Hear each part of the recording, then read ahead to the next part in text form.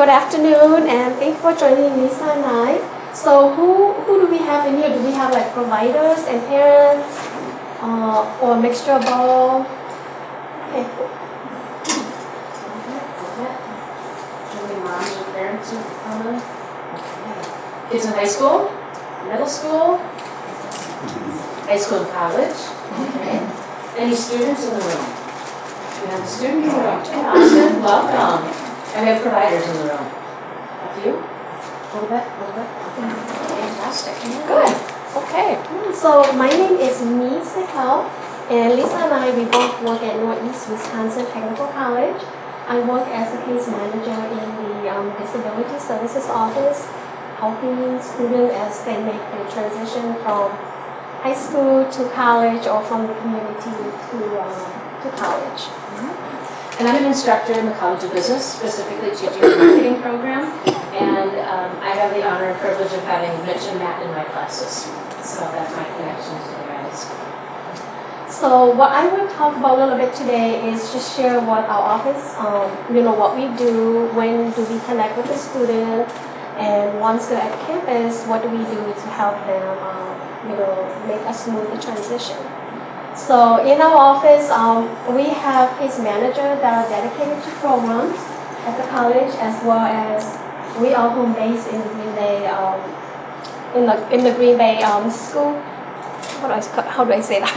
We are based out of Green Bay, but we go wherever our districts go, like the regional learning centers, as well as we are fortunate enough that we also go right to the high school, working with juniors and seniors, attending IEP meeting, doing presentations, for teachers, as well as meeting with parents and students just to talk about, the differences between post-secondary accommodation as well as high school accommodations. Because in the high school, a lot of the time, students will have the curriculum modified. So, the way the accommodations are provided for them is whatever it takes to make sure they're successful. So we help them educate that once they enter post-secondary, then accommodations for them is not whatever it takes or whatever you need to make sure you're successful, but it's reasonable so that we do not alter the program or the course curriculum. In addition to that, what we do is we also network with local service providers so that we know who they're connected with, and we're connected to, we attend the CCOP meeting. I don't know if you guys are familiar with the CCOP meetings, where, there will be other local community providers as well as teachers. So we network with the high school as well as providers, just so that we, when we're working with the same student, that the services that we provide, we keep each other up to date on that. So that's a little bit about what we do in our office. I will talk a little bit about. If you have questions along the way, by all means, right? This is for you. We want to make sure your needs get met, so we can make it a conversation. Melissa? I guess I'm curious about the accommodations. Like, what are some of the most common accommodations that are provided at the college level? Accommodations are based on the student's needs. So it really, we will use their evaluation or the IEPS guide, but it really based on their needs. I would say the majority are probably test accommodations, Okay. Audiobook, or as well as maybe recording lecture.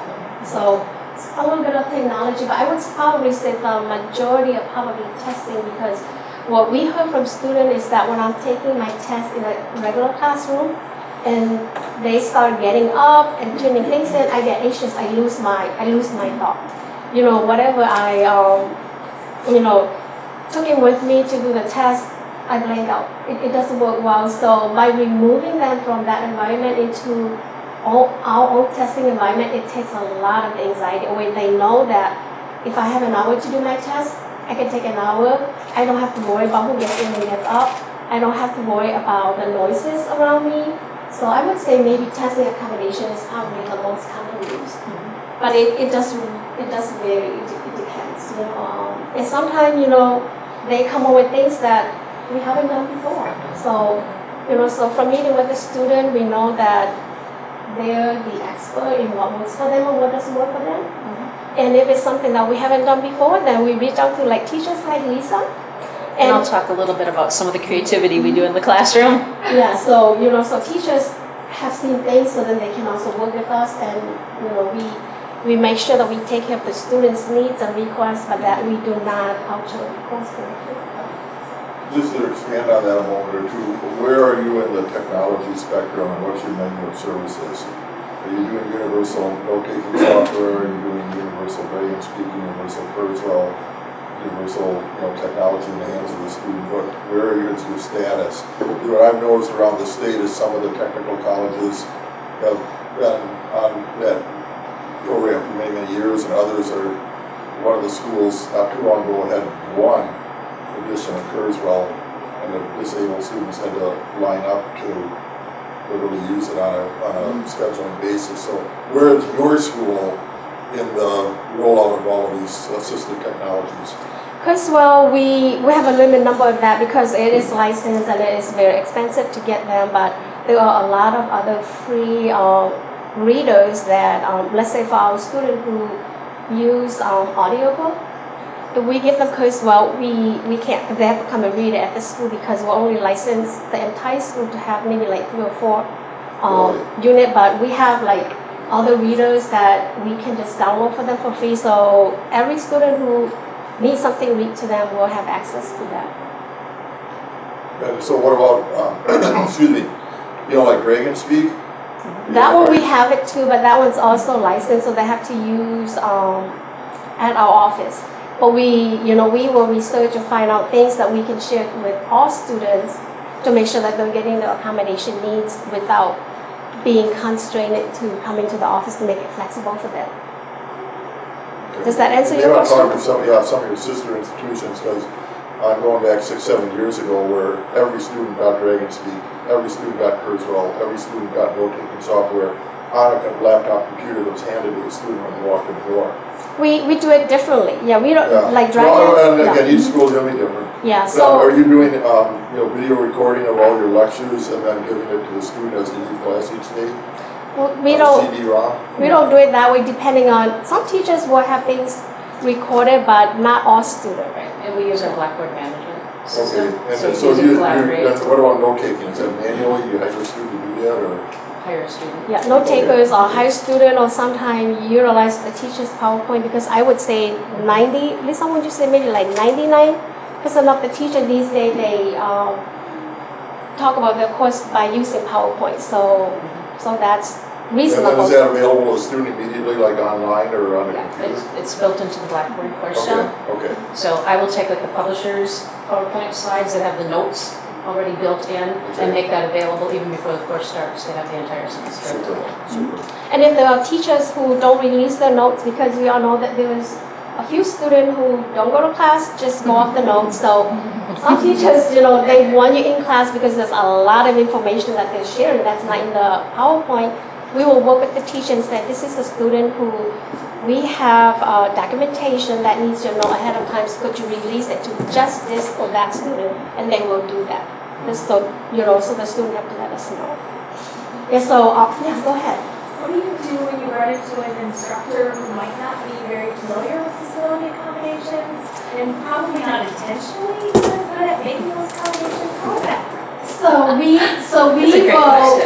will reach out to them. If the student tell us that this person say something like this and that, we will reach out to that, but we let them know that call us, come and see us. So we will have instructors say, I got this alert from you, I don't know what to do with it. We have a discussion with them and try to explain it to them and just kind of go from there. Yeah. There's certain accommodations that just aren't allowed. Like if I wanted to give a list of what accommodations were allowed, I would say anything that has to do with modification, extension, on test and assignment, notes on test, things that are like very obvious that high school might provide, but post-secondary is not considered reasonable unless the teacher allows the whole class. Yeah, but for the majority of the time, whatever the student receives in the K-12, we're able to provide. If it's not, anything that modifies the course expectation and things like that. So the population who we work with, they have to have a documented disability. So it could be a physical disability, health, mental health, the learning, and it has to be done by a licensed provider. So it can't be, my friend writing a note or anything. It has to be somebody that knows the person that can say, yes, their doctor, I have been prescribing them, ADHD medication, or yes, I know this person, or counselors that they're in treatment with me. Because sometimes we're very lenient when it comes to documentation, because our goal is we wanted to make sure that the student has access to services that will help them be successful. If you don't have a full psychological, psychiatric assessment, we will work with you to see what you can give us. And if it's something that's mental health related and you don't have anything, we have in-house counselor that can work with the student and give us the paperwork that we need. But in the past, we have had those little prescription things that your doctor gave it to you to go get prescription. Sometimes we have that and say, working with student with a name signature, we don't know who this is. So as long as it's on the business letterhead stating what it is, how they know the student, we will take it, because our goal is we want to make it quick, as less barrier as possible, and provide the student the service that they need. So one thing we tell students is advocate for yourself, because in high school, you have a lot of eyes on you that if they see that you're struggling, they come to you, they approach you. Once you get to post-secondary, you have to advocate, you have to self-identify. If you don't do that, we can't reach out to you because of confidentiality. You have to let us know that I'm a student who, had a disability, or when I was in high school, I got extra help, anything like that, to let us know, and then we'll go from there. Anything you want to add into it?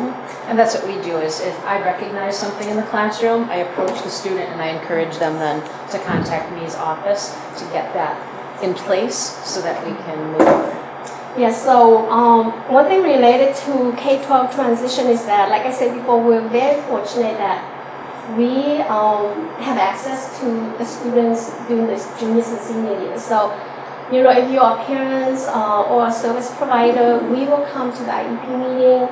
If the high school has a transition event, that we can make ourselves visible and, talk to students and parents so that they, realize that, there is, a possibility that my kid can go from here to college.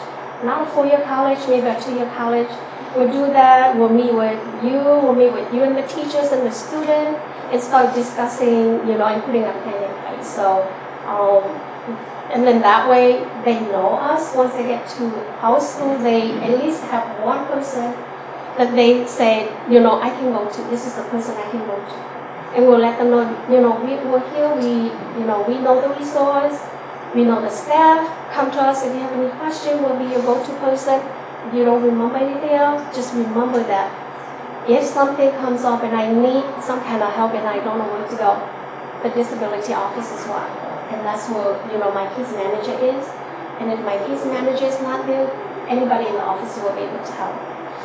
As Mitch and Matt call her office home base, which is pretty cool. And we know that appointment doesn't work for them. You can't say, well, I'm busy today, schedule something for tomorrow, next week. It doesn't work because it's not, it might not be urgent for you, but it's urgent for them at that very moment. So it's open door policy. We have a front desk area. A lot of the time, they don't even see that. They go right past that and sit right down next to you, and regardless of what you're doing, so that we know that you just have to say, okay, let me just finish this for this teacher, for this student, and you sit still, and then I'll get to you. So it's like that. It's like come right to, because they know that, oh, I have something I need to talk about. And sometimes it's like things that might involve problem solving, like, oh, this teacher say that, and they read it literally. I don't know what to do, and you looked at it and you say, oh. It's like that. So we realized that, appointment doesn't work with them. They like to just kind of pop in whenever they feel that it's important, it matters to them. But it's good that they know that that's my safe place to go. And with students, what we also like to do with them once they get to our campus is that we will work with them. We will print their schedule, walk them to class. Just literally like going to class with them. This is where you're gonna be. This is this teacher. From here you go here. This is where you can park. Literally do that. Walk with them to get them familiar with the new place. If they say, well, I also like to see what my teacher looks like, we will reach out to the teacher and say, we have a student who's coming to your class, would like to meet with you. Just kind of do that, touch base so that they know that on that day when I start school, this is where I go and this is what my teacher's going to look like. And then Lisa's going to add a little bit more later on, what she does to really make sure that they stay on task of everything. In addition to a case manager, at NWTC, we kind of have a wraparound system where they also have an academic advisor. So they have that point of contact to help them select their classes, manage their schedule, connect them with resources. And in the College of Business, we have a third connection, and we're moving that across the college, where we actually have a faculty mentor for every student that comes into a program.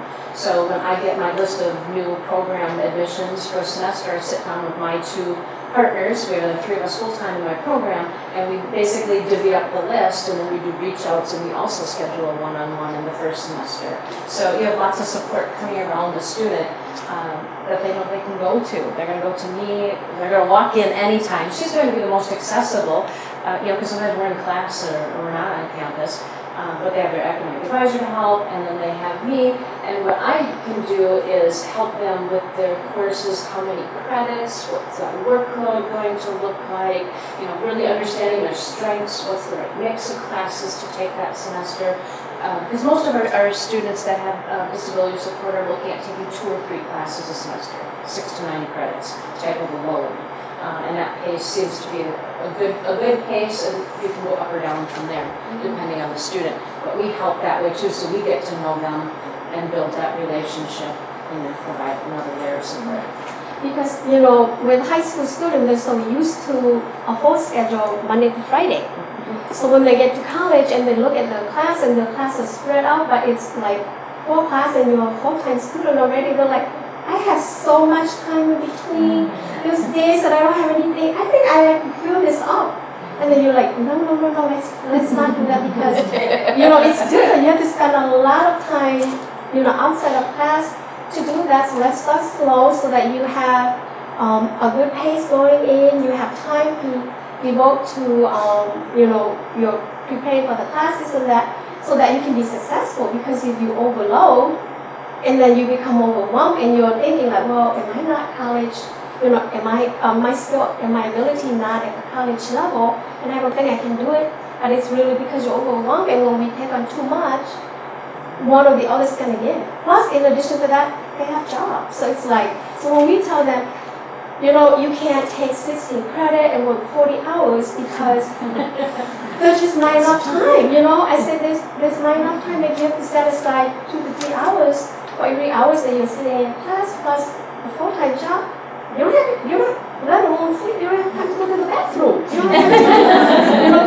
So you have to lay things out so that they can see, because otherwise they're like, well, I'm so used to 7:30 to 3:30, and here I only have 2 classes one day, 1 class one day, maybe another class another day. I got a lot of times in here, so we try to help them lay things out, explain it to them that it looks like that, but you're going to have a lot of work. And then once school starts and they look at the syllabus and they're like, oh, I don't think I can do this, because everything is hitting them at once. So then that's where, Lisa and us and the other staff, that's where the organization, time management part comes in and say, look, it's okay, let's do this, let's lay it out so that they can see, 1 quiz a week, a paper in about 3 weeks, I can do this. Because looking at the syllabus at once is like, I don't think I can do this, it's just overwhelming. And not only that I have to do it for 1 class, I have to do it for 4 classes. So that's why it helps them to understand that maybe starting slow and then you can adjust credit low. It's better than, thinking that you can take this many credit, and then when you actually sit down to do the work, it's a lot more than what you see, writing on black and white. Another big difference transitioning in from K12 to college is that concept of that block scheduling, right? We're not in the same class for 50 minutes, 5 days a week. Classes are 2 to 4 hours in duration. And I teach most of the 4-hour blocks. In my program, we only meet once a week. And a lot of our classes are only 8 weeks in duration. So I have 8 FaceTime opportunities. So there's a lot that needs to happen between weeks. So we'll talk about some of the organization there. That is a big difference. Back to the credits for a minute. How do you work with the financial aid standards that you have to be a full-time student to receive financial aid? And, by taking it slower, yes, the students are much more successful. Understood, no questions there. But they cap it at, I believe, 6 years for federal and state aid. So how does that work in the mix? Because if you're going to go after, like, let's say a 2-year degree, and you're allowed 3 years of financial aid, but it's going to take you 4, maybe even 5 years for a person to successfully complete it with the low credit load. How does that work out, or what are the solutions to that? Okay, so I don't work in the financial aid office, but I have a little bit of knowledge. So for financial aid purpose, you need 6 credit every semester to get part-time financial aid. Part-time, what about full-time? Full-time is 12 or more. Right, okay, so then how does that work out with like an 80 credit? So 80, Well, like an associate's degree, but even a certificate, whatever, I mean, the credit counts are based on like a standard normalized full-time load. Or half-time, half-time financial aid, half-time, but it expires, they cap it out. So how do you work with that? It's, to my knowledge, it's not capped at 6 years or 8 years, but it's based on the number of credits. At NWTC, only I don't know about other college, it's based off the number of credits that you're taking, okay? So if you're in a 1-year program that has 30 credits, once you reach 150%, which will put you at 45 credits, you would have maxed out. As far as, financial aid wise, you have up to, I want to say 24 semester or 12 semester of loans that you will be eligible for. As far as the grants go, there is an amount that once you reach that amount, you will max out. So I'm not sure what college, will max you out at about 6 years, but not at NWTC. It's based on the number of credits that you attend. So if you're in a program that, you can break the program apart, go part-time, as long as you do not go over the number of credits that allow you would be in good standing for financially at NWTC. And another big solution is utilizing summer. Right, We're right. going continuously. So Although traditionally, there's no aid available in summer, because you use up your maximum during the semesters. You can always check with the financial aid office. Perhaps they offer you. We have. Yeah, they offer you grants and loans, and you might only take grants, so that you would have loans in the summer, or they offer you a lot more loans, and you didn't take everything. That there's some left that you can get in the summer. Basically, the problem is everything you're saying is basically correct, other than the 150% time. You can't. The students that need to take a lighter load, they wind up needing 180% time or 200% time. Whether they stretch it out by semester, by year, or whatever. It's by credit. It's not by credit. Even by credit. So unless you repeat a lot of classes, then you would max out, and then that's where you will have to work with financial aid and appeal the process, put a plan in place. But if you don't repeat class and you keep going, but you just take longer, you will not max out on your financial aid. And again, that's at NWTC. At NWTC, yes. There could be nuances for public, for private, for tech. So it's really, I just want to reiterate, they work for NWTC. They know NWTC's rules. So please do not take this as the whole of higher education. Yes, this correct. is what the law, no. This is, they're very specialized at a tech college. Yes. Is it different at part-time? As far as part-time and full-time status for financial aid, yes. But as far as when you max out and what you need to do is different. I cannot answer to that. I can only answer to what NWTC financial aid office does. Yes. I just have one question. So do you guys do like peer-on-peer connections So for the students that have trouble connecting socially. Like peer So- mentoring? Yes, we do have peer mentoring. It's not through our office, it's through another office, but what they do is they match, the student has to request, and then the office will try to find someone who is in the same program, that's the preference, to kind of mentor the student, help them get around, help them navigate school and things like answer questions. Sometimes, if they can't find people in the same program, I've seen where they match them with students from different programs. So peer mentoring is available at our school. There's also lots of social connection opportunities. And I see Mitch walk in, and the student involvement office does a tremendous amount of extracurricular things. I mean, we're a tech college, but you can play volleyball or Yeah, free basketball. events at night and in the They have day. movies, They have we do bus social- trips, there's lots of organized and chaperoned opportunities available. And there's also a lot of clubs, and Mitch is in my AMA club, right? Yeah, put a lot of We're a hours in. collegiate chapter of the American Marketing Association. And we do social things and professional development, leadership things in the community, take field trips, things of that Yeah, nature. Lambeau field So there's trip. lots of those I kinds got of that things too. that are available. Sports night was up my alley. We went to a 90 authentic business too. One of our former officers, he works there. Goes to the walk there, see different business. Yep, Menominee, everything out of you. That was fun, wasn't it? Yeah, it was. We had a good time on that field Yeah. trip. So, of course, we encourage them to ask and advocate. My program is an open invitation to every single student, and I try to tap them and ask them if they would like to be involved. We also don't have any requirements. You can join my marketing club if you're not in my marketing program. Or you're just fascinated about marketing and how the business world works. Come join our club. I have business students and web design students and people that have that shared interest. I even had somebody in law enforcement say, I want to come and be in the marketing club. Okay, come on over. That's a good thing, so come and explore. So there is some, for services, obviously, you need to self-identify, but you'll find lots of outgoing information about invitations. So Karen, I come to you and say, Oh. would you help me? Absolutely. Definitely, Meet your contact, definitely, and yeah. you can say, this is what we need, or what I think my child would benefit from, and then she will reach out and make sure that We make the connection. Make the connection. that's Because we have our office within the huge school building, so if, say, for example, a student say, I like to make friends, but I don't know where to. We were trying to connect some student that we think might have similar traits, or I'll tell them the school's got a lot of events happening every week. How about find a friendly face and maybe just say hi. You don't know what to say, just sit next to them and say hi and then enjoy the show together.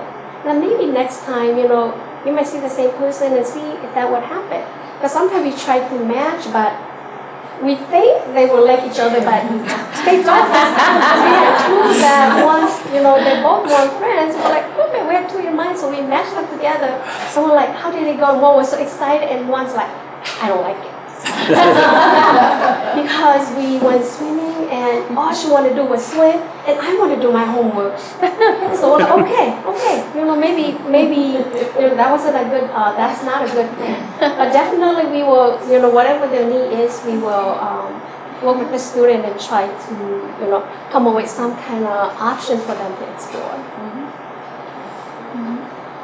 Yes. So could you please establish a professional learning community for technical colleges and maybe Right. a lot of things right now. Well, I think because we're so, like I said, maybe because we're so small that our office is, we have small staff, but we make sure that we collaborate with teachers, advisors, all the crucial resources like career services, because I know that our students will eventually finish the program and they're going to need to go and get jobs. So if we connect them with career services, they can help them do mock interview, they can help them put a resume together, and help them how to search for jobs. So we, we are our office, but we collaborate with others so that we know that you have a problem question, I don't have the answer. I'll call Lisa because Lisa knows about marketing.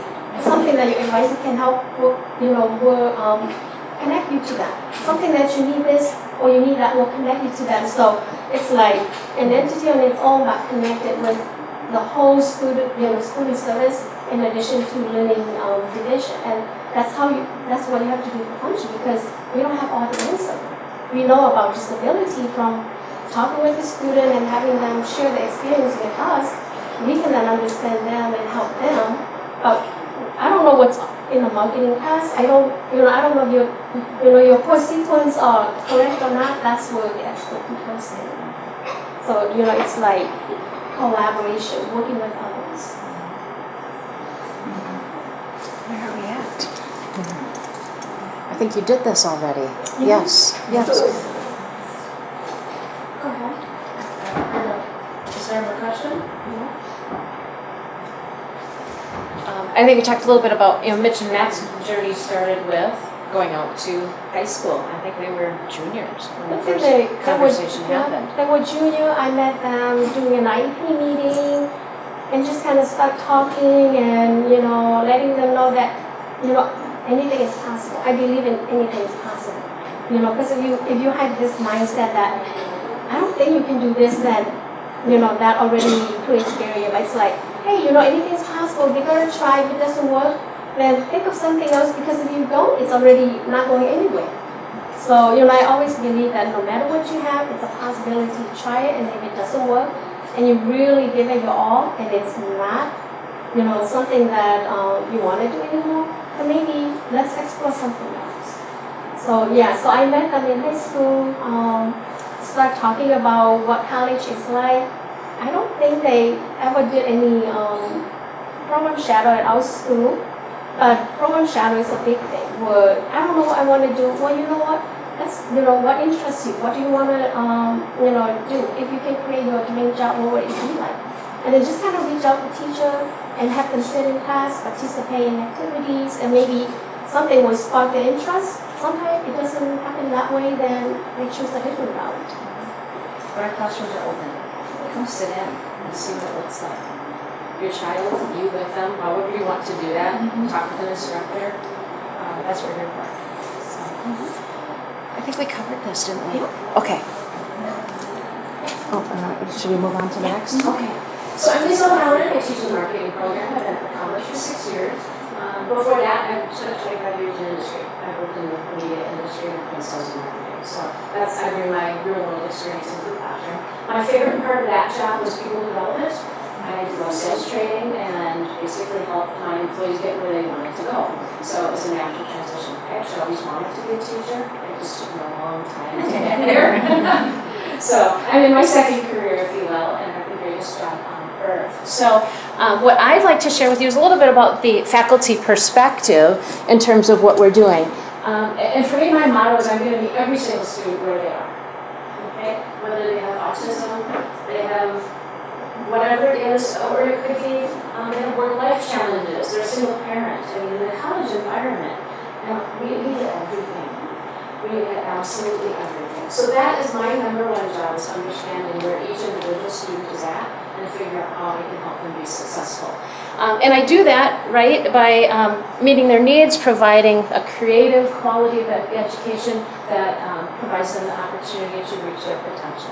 So for some of our students, they come in, and it's really more about life skills, a little bit of experience to get them on. It's a small credential, or it could be I'm going off to a 4-year school. That's my next thing. I'm transitioning. So we get students of all needs and levels within our organization.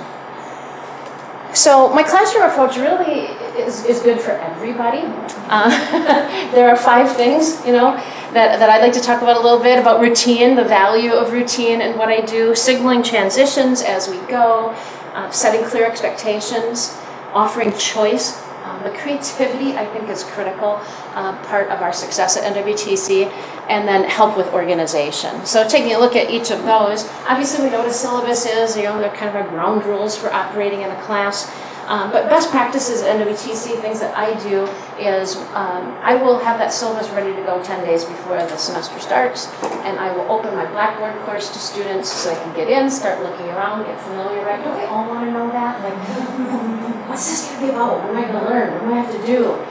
So just putting things out there early and often for students, having all the information in there. What are the rules? What's the late policy? What's the everything? So it's all well stated, and include a course calendar with all due dates. I always tell my students that I do reserve the right to change the syllabus, but I will never do it until we have talked about it in class and gained agreement, or we have a shared understanding and we're moving forward together. There's no surprises, because we don't like that either. I teach them how to navigate Blackboard, which is our learning management system. Show them where everything's located. You know, this is where you'll find it. This assignment is due and it's in the LP4 folder. This is where you find it. Just trying to get them real familiar with the materials, and use announcements, which is our Blackboard. And when you come into the homepage, here's the announcement, and automatically send it as an email. So lots of communication is really key. And classroom management is, I try to establish as much routine as I can. Always starting the day with, you know, what's going on, how are things going, what's on your mind, what's on your plate. Just trying to hear that, you know. With Mitch, it's funny, if I don't give him 5 minutes to talk about the Packers, we're not moving forward. So that's kind of how it works. And that's okay, right? Because that's good, because that's how they make connections with other people and build friendships and relationships and create study groups and do all of the other good things. So they need to have that kind of connect time at the top of the class. And always clear about where are we headed for the day. Here's our plan for today. This is 4 hours you're going to spend with. And I'm pretty animated, but you know, 4 hours is a long time to sit and listen to anybody. Would you agree? You know, sing, have to dance. You know, the research says that as active learners, we can really only handle about 20-25 minutes. But in a session like this, for an hour, this is kind of a long time that you all are sitting looking at me and me. Right, me and me. That's okay, like all the time. That's a long time. So one of my biggest jobs is how do I break that up, but still retain that, oh my gosh, I know what's happening in my world, right? I have to feel both ways. So course construction and how we do that is big in the classroom. So to answer your concern, it might be, I'm going to talk about this topic for about 25 minutes. But then you're going to get in groups with a partner and do some discussion, do some application. And then we might report out. And then we're going to meet and do something else. And then we're going to do a group project. We do lots and lots of group projects, which I absolutely love. One, because our employers tell us, right, those employability skills, people skills, right? Because every one of you can think of somebody at work that you're like, how did they get this job and how are they doing it? Right? And you're laughing because it's true. You just had a visual of that person, right? So if you know the problem solve, think critically, I call it the play nice in the sandbox skills are so important. So we give them those opportunities every single class to do that. And leverage strengths. I put students in groups based on what they're getting. Mitch writes better than 90% of the students that work in the phenomenal writer. And you just walked in the door. Yeah, I just walked in. He's a writer. Too. Yeah. Absolutely. Yeah. That is a strength of his. But I might put him in a group with somebody who's super organized and likes to be the project manager. Right? I mean, build skill sets around it, Yeah. so we leverage it and learn from each other. Yeah. I like putting you in groups with Julie, right? Yep. Oh yeah. You She was a taskmaster, wasn't she? Oh, she was. Yeah. And in Scotland too.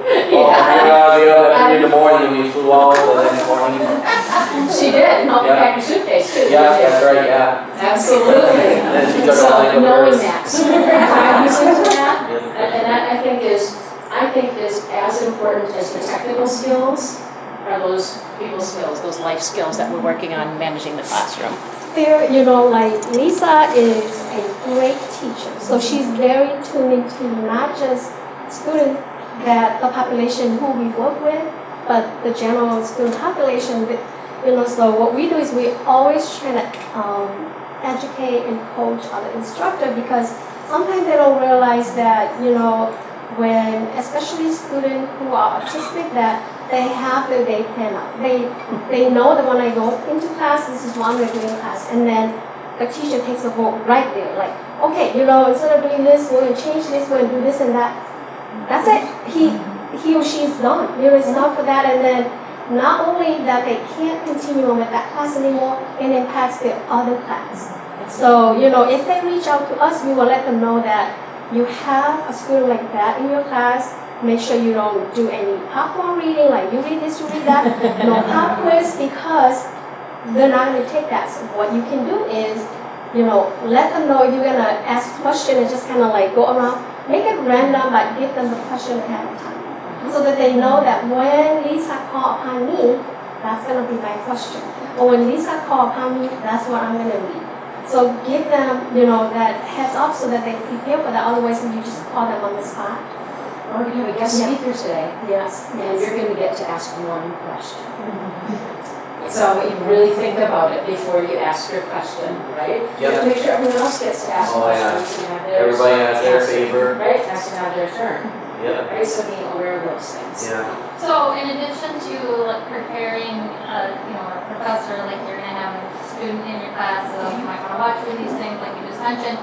How about is there any kind of training or in-servicing that you give to like the entire staff, kind of like on different disabilities or different accommodations? We do that. We have like a list. We have an office called Talent Development that has a list of stuff that they come through. Supposedly all the new teachers, part-time and full-time goes through, so they know a little bit about the office. So when they come in and we talk to them about come and talk to us, ask questions. But as we all know, some are better than others. We have it's a 3-year, it's called IPA, Instructor Preparedness Academy. It's a 3-year program for every new instructor that we go through, and there are different sessions. We have a number of sessions on living inclusively, teaching inclusively, different sessions, and we also have an ongoing series of special populations. So it's on a cycle that we go through. As a matter of fact, just this morning, me and I were asked to present at fall in-service again, because there are rising numbers of autism in our college. We see it, so we will be doing some peer-to-peer training this fall on some of those practices. So it's an ongoing process. Autism is a smaller population versus general student with disability population, but I think they're one of the population that probably need a lot more support than others, because socially, communication and things like that are not as strong for them. So, the smaller population, but they probably, need the most support. Obviously, clear expectations. We need to know what's happening and what you want from me. So that's built into the curriculum with the course calendar, rubrics, so student knows what they're developing, what is the outcome that I'm after. Periodic check-ins. I always do that with these guys. What's in your world? What's going on today? That what's on your plate kind of conversation. I will do this for any student. I will preview your work before you submit it. If you have questions, you're not sure it's on track, it's not. I really like this part, but is this right? Am I applying this concept right? Am I doing it right? I will, in essence, sort of pre-grade work if a student requests that of me. And certainly providing some of that life skill coaching, things like we have a guest speaker, what's that protocol going to be? What can we do while we're in the room? What can you ask? Because I think of one day that we were talking, I can't remember what the concept was, but somebody said something about iced tea, and he's a big gulper. I love Arnold Palmer's. Right? And I just love that. You know what it is? It's lemonade and tea. And I was like, Mitch, I love them too. And after the break, I think we should go find some lemonade or some tea. But right now, let's bring it on back, right? We do love that. You're nodding. We know this stuff, right? But I love it. And everybody in class loves that. Is that energy. It's fun. So working on that. Nat, go ahead. So some choice, right? Every student needs to accomplish the same thing in class. You have to get to these outcomes. This is the competencies of the course. But I feel that I have complete autonomy in my classroom on how I get students there. So is there a magic list I pull from? Not at all. That is really catered to the individual student. But I teach a marketing presentations class. Yes, you have to get in front of the room 4 times and deliver a presentation. It is organized, structured, it has to have the proper technical visuals, and they're very specific things. And the first time, I have students, they're terrified. And some of you in this room might be, I don't want to take your class, and I get that. So I might say, you know what? Ultimately, you have to do it like that, but the first time, do it one-on-one with me in my office. Right? And then I'm going to give you some feedback, and we're going to talk about what you think went well, and what you think you could improve on. And we're going to come up with some action steps, so the next time we do it, we might even do a small group, or maybe we mix in a class. But by the end of the class, you have to do it like everybody else, right? but we can get there. We can move ourselves there. Same thing with role playing. In sales classes, you have role play. I've done it for 25 years, right? You have to be able to practice that. So we do some accommodations like that. We might do recorded submissions. You get students that writing isn't my strong point. I know I have to demonstrate writing skills in this class. But maybe I can do an audio recording to demonstrate that I know this. Maybe I can do a PowerPoint.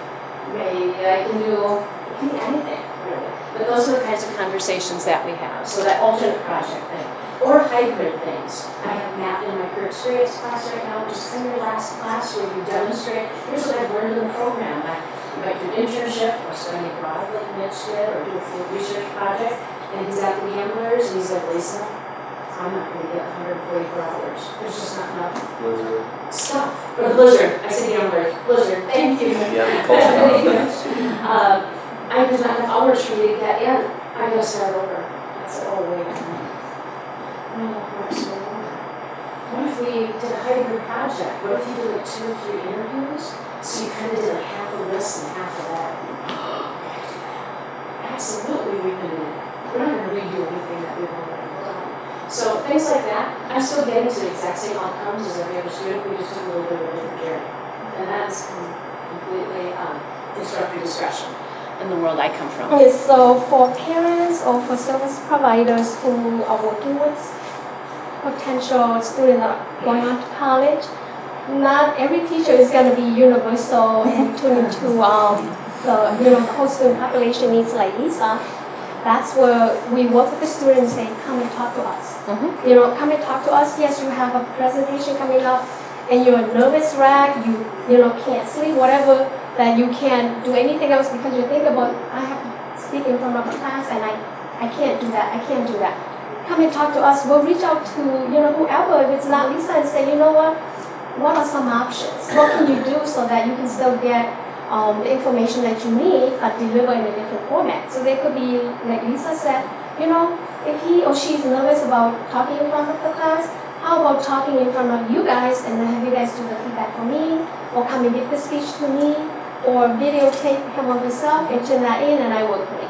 But if they don't come to us and they're like, I don't want to talk in front of a class, so I'm not doing it, well, that's a 0. Versus you could have got 4 potential points. So we tell them, come and ask us. We don't know the answer, but we'll go find the answer together. So that is something to keep in mind that if you happen to get a teacher who's not Lisa, the option is available, just let the teacher not know. But we all want Lisa. Classes. I would love you all. And I know ask and advocate. Ask and advocate, right? I come from the sales world, don't ask, don't get. So I kind of live that motto. You just have to put it out there. And we've done it. Just thinking about my own child who's in high school and then kids on my caseload that I work with. Not all kids on the spectrum are as pleasant as me and Matt. And you seem very tolerant and very easygoing, but you're also a college professor, not a high school teacher who has to legally provide an education for these kids, whether they're naughty or not naughty. But a lot of kids or young adults on the spectrum might have say something inappropriate, say some choice words that they're anxious and frustrated and, walk out and tell you something, where you should go and where you should put something. I'm a student, not an instructor. Right. Sounds like college students. How tolerant, my son would, when he gets home, he's going to feel awful that he said that to you because you're a really cool teacher and I was just really frustrated at the time. And I realize this isn't high school anymore and that's what I'm trying to teach him. But I guess I'm just wondering. It's a whole balance of control, right? And how they cope. Right. In that And situation. how tolerant at, secondary institution are. I think they're understandable because I can give you 2 recent examples. So the student was asking coaching a question of something and then the coach person wrote back, say something else. And we know she meant was. So she wrote back, well, that's your opinion, but I still think you're an idiot. And then that person sent it to our office because where do they go with something like that? We're like, that's not us. Then you just kind of talk with that person and say, what do you think you did you really mean that? No, I didn't mean that. I was just frustrated. And then they know that, all you have to say is, that wasn't the right thing to say, and I apologize. And then we have like a really funny and can joke like Mitch, Mac and Mitch, and then we have the one that is really, don't want to do anything. Then you just know that that's how they cope with the everyday. And those are the ones that we let the teacher know it's going to look awkward, this and that, but they're fine. They're not violent, they're okay, that's just how they cope with the everyday life. And then just this week, a student asked me to do something, and I can do it with my mouse, I don't know the control. So he wanted to copy and paste something, I'm like, I don't really know that. Try to work, and he did it, and I'm like, is that what you want to put in there? And he said, yeah, I look like shit is in there. I'm sorry. So glad we got that on video. Thank you for all your cussing, I appreciate it. You just know that that's his way of saying to me that, yes, we got it, And then you're just like, that wasn't a very nice choice word. You could have got in trouble somewhere else. What would you have said? I could have said nothing. Okay, Yeah, so we try to coach them as we hear their language, or like we try to let them know you can come in here whenever, come right in, sit right in. But if you go see someone else, you have to stop here. The first person you see, you have to stop here, and then before you go in. But here, you can do that because we want you to feel comfortable. We want this to be your next step. I also encourage students to share to the level that they're comfortable. And Mitch tells everybody, me and my brother have a business, it's called Speaking About Autism. They're all in silence, they're amazed by it. Everybody's on board, everybody knows. In my program, we have a class called Personal Brand Development. It's my first class, and we talk about your public persona, how you're perceived. We do SWOT analysis on ourselves. We do some pretty critical thinking about our public presence. And we hear people share, here are the things I know I need to get better at. And it's a pretty open development environment. So we do a lot of sharing that way. And Tim's giving us you need to keep rolling. So quickly, a lot of one-on-one with estimating workload, right? Helping prioritize frequent check-ins are things that you'll find, and facilitating the group work. So I like to do this with every student, regardless if they're receiving accommodations, but find out how do you learn best, what are your strengths, what are your challenges, what are you here for, and what do you need from me? And I do lots of checks through the room, out in Goldilocks moment, right, too fast, too slow, just right, kinds of things in the classroom with a lot of things like that. So I think the last thing, and you heard this a little bit this morning, possibilities. I'm inspired by this young man, doing some of the photos, we spent 14 days together, along with a group of 16 other students last year. And there is Mitch in golf heaven, that's the 17th hole of the old course at St. Andrews. And holding, I don't know anything about golf, but this is an important cup he's holding. I don't know, I think it's important. And dancing, and look at him getting his certificate. That's why I do what I do every day. It's that smile.